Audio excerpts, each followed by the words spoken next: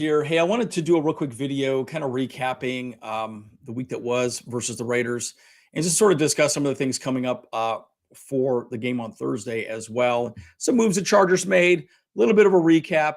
It's going to be pretty interesting to take a look at what we have done and I think really what you're going to see. Now, one thing, as you're reading down at the bottom here, guys, you see this? Hit that like, hit that subscribe button. Again, bolt up, don't punt, but also we are going live tonight with Alex Gibbons. He's a beat writer for the Chiefs. So please join tonight. Have your questions ready, right? Have your questions ready. What questions do you have? What questions do you want to hear from a beat writer? So we are going to go live. All the Bull Bros will be there. Should be a lot of fun. So let's get into it.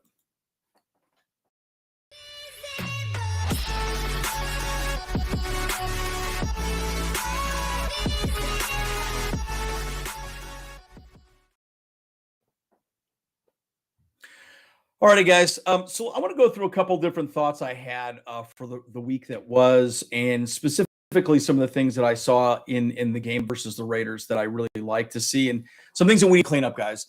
This is definitely what I'm going to focus on tonight's conversation with Alex Gibbons. Again, guys, please join in and come live. I'm excited to have him. Guys, he's a beat writer. He definitely focuses on the Chiefs, and so have some good questions, right? How do we contain Patrick Mahomes? These are all questions that I'm going to be asking Alex. I want you to have some questions ready to go too. So let's definitely show up in force, guys. Okay, so I want to focus on just a few things specifically. One of the things that I want to talk about specifically is Khalil Mack. Guys, Mack is back, dude. I tell you what, Khalil Mack looked amazing. You know, and I'm a little frustrated. I've been trying to do a video kind of breaking down his technique and the way he can move pockets. You know, bottom line, the entire game. Really and truly, Derek Carr did not have a clean pocket, and it was awesome to see him get moved. I mean, and look at some of the stats we got. Mack got 3 sacks, 4 QB hits, forced fumble, 5 tackles, including 3 for a loss. And the craziest thing that he said was it wasn't good enough. I felt like there was a lot of stuff that needs to get corrected. His exact quote, right? This is a great little article. You guys should check it out. Cool little video here as well, too, but really, really, truly check this out as well. It's on NFL.com. Now, I'm going to say this. I actually agree with him. I watched the whole game a couple times. He was so close to so many. Like, he could have had a 5 or 6 sack game. No joke, guys. He was that good. And what's scary to me is how good he can be moving forward for us.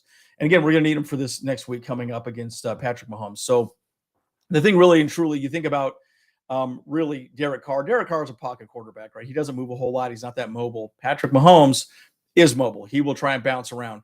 But again, Khalil Mack did a great job in the run game. He absolutely had a phenomenal game. Obviously got a game ball from Brandon Staley, so that was really exciting to see. Let's go to one other thing that I thought was really good to see. Good news here is that we did resign Brendan Fukuko to the practice squad. There was some concern that he might not clear waivers and someone would pick him up. Really excited to see him back on the practice squad. But it's interesting. A lot of people were like, well, why don't we play him versus Patrick Mahomes? I really think bottom line, Christian Covington is better in the game against the Chiefs this week because he's very good at stopping the run. Also, we need to stop Patrick Mahomes from going off script and keeping the pocket keeping him in the pocket, right? And I think that's really where Christian Covington is very good at. Again, he's been in the league a little longer, much longer than Brendan Fukuko specifically.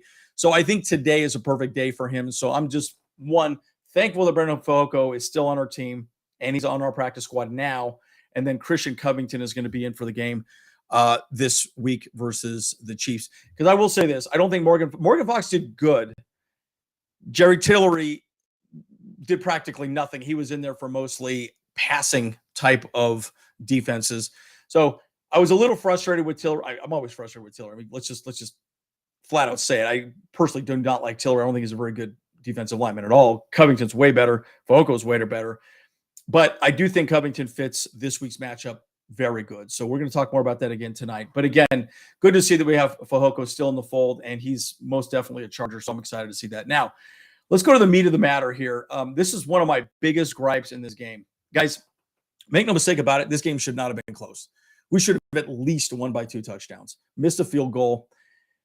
And I think a big part of this is Joe Lombardi, right? I am going to criticize the hell out of him. I'm not happy with the way he called the game, really in the second half. I think we did fine the first half. And I remember, by the way, Justin Herbert is such a that if you watch the post game show and they asked him directly, I think they asked him 3 times directly on a number of different interviews.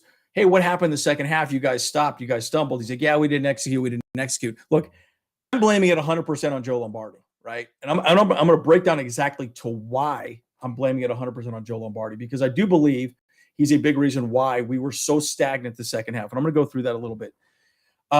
He was good the first half. He was aggressive. He was playing. Now, again, most coaches, and this article is really good. So I'm going to send these 3 articles. They should be at the description below.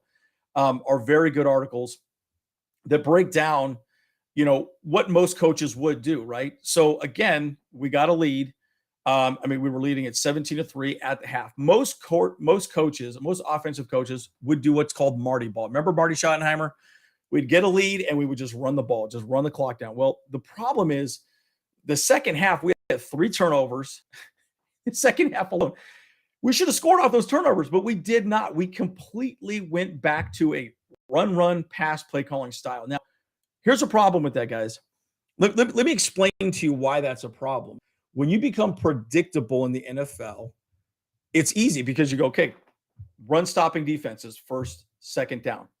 Okay. You're playing into their hands. You're not dictating what the defense can call. If you're going pass, then start doing play action, then start running the ball or establishing the run. Again, we never really even established the run in that game. We didn't get a whole lot of offense running that game 100%. Really, most of our yards was through the air. And that's a concern, guys.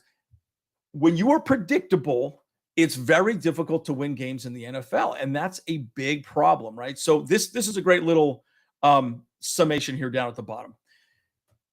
Again, we have an improved offensive line, and I know they wanted to run the ball and do well. But again, when you're predictable, when you are letting them know, hey, we are running the ball, guess what? They're going to put in their run defense, and they're going to stop the run, and they did. And let's make no mistake about it, the Raiders defense is not good. I consistently said that we were going to have a great offensive game that week. Again, we should have at least scored 2 more touchdowns, in my opinion. Now, the problem is also we only average, 2.5 yards per carry. I get the concept of continually going after it, chewing clock, and we chewed a lot of clock at the second half for sure. We really did. But our biggest weapon is obviously Justin Herbert. So, look, I right now, man, I get really frustrated with this guy. I get really annoyed that this is what he is and this is what he does. I really hope Brandon Staley and him sit down and have a conversation and say, you're being too predictable. You are making things to the defense, and you need to fix the way that you're managing the game moving forward. If guys, if Joe Lombardi calls the same game that he called against the Raiders, we will lose. I promise you we will lose. He has to switch things up. Now, and the Chiefs defense is better than the Raiders defense. The Chiefs offense is better than the Raiders offense, and we know that. I think a big part of the reason why we won that game specifically, and I watched the game now 3 times. Derek Carr looked at Devontae Adams pretty much the entire game. He did not look at his other wide receivers pretty much the entire game. And that was good for us because he was most likely throwing into double coverage. We saw that in the interception with Asante Samuel. So again, guys, if Joe Lombardi does not switch up the way he's playing and calling plays for this team, it could be a rough game against the Chiefs. We need to keep them on their toes. But guys, let me know what you think. Am I way off? What are your thoughts on that? What do you really think about Joe Lombardi moving forward? Did he do a good job? Did he do a bad job? I mean, what are your thoughts? Give me some thoughts. And what do you think you'd like to see going against the Chiefs? But again, also, again, read it down at the bottom here, guys. Hit that like and sub. It does help us out very much. Again, bolt up, don't punt. We want to be aggressive. All gas, no brakes. We are going live tonight with beat writer Alex Givens. So please join tonight. We are going to do a pregame and a postgame on Thursday as well too. But this is really our pregame with a Chiefs, beat writer. So have your questions ready to go.